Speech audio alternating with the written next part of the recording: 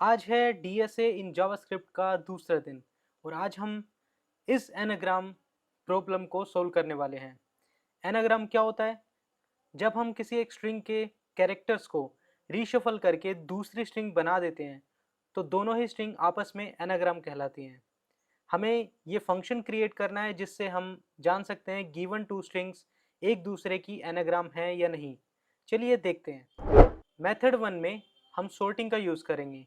हम दोनों ही स्ट्रिंग्स को सॉर्ट करेंगे bye character.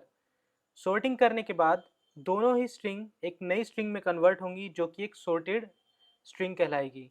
Sorting based on characters. अगर ये दोनों सॉर्टेड स्ट्रिंग्स इक्वल हैं तो हमारे वो दोनों ही ओरिजिनल स्ट्रिंग्स एनाग्राम हैं, अदरवाइज नहीं। इसी चीज़ को हमने जावास्क्रिप्ट में सोल्व किया है using split sort and join method. हम पहले स्ट्रिंग को स्प्लिट करेंगे विद डबल इन्वर्टेड कोमास जिससे हमारे पास कैरेक्टर्स का एरे बन जाएगा। फिर उस एरे को सॉर्ट करेंगे और वापस से डबल इन्वर्टेड कोमास के साथ ज्वाइन करके वापस से स्ट्रिंग बना देंगे। सेम हम सेकंड स्ट्रिंग के साथ करेंगे जिससे हमें दो सॉर्टेड स्ट्रिंग्स मिल जाएंगी। अब इन्हीं दो सॉर्टेड स्ट्रिंग्स को जब हम कंपेयर करेंगे, अगर वो इक्वल आती है तो मीन्स वो एनाग्राम्स हैं, अदरवाइज नहीं। वही चीज़ हमने यहाँ पे रिटर्न ट्रू कराई है इफ स्टेटमेंट के ट्रू होने पे, एंड फॉल्स होने पे हम रिटर्न फॉल्स करा रहे हैं। टेस्ट केसेस के लिए हम चेक कर रहे हैं रेस कार और कार रेस। जब हम इसको रन करते हैं तो आप देख सकते हो कि रिजल्ट में ट्रू आया है। अगर मैं किसी एक कैरेक्टर को चेंज कर देता हूँ, रेस कार की जगह रेस कैट कर देता हूँ, तो इसको फॉल्स आना चाहिए।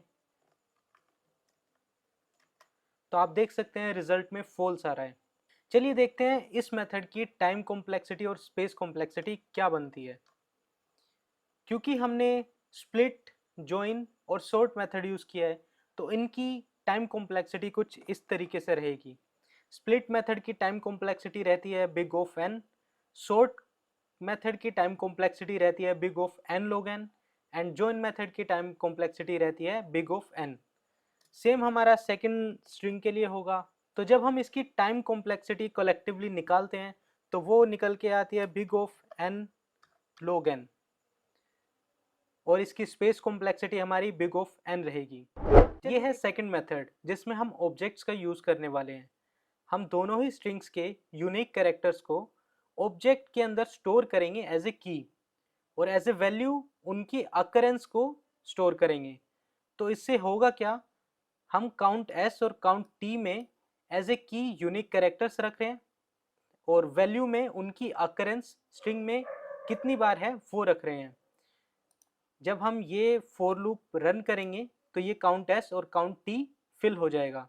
देन हम चेक करेंगे कि काउंट एस के अंदर स्पेसिफिक की जितनी अकरेंस है, क्या काउंट टी के अंदर भी स्पेसिफिक की के अंदर उतनी ही अकरेंस है या नहीं।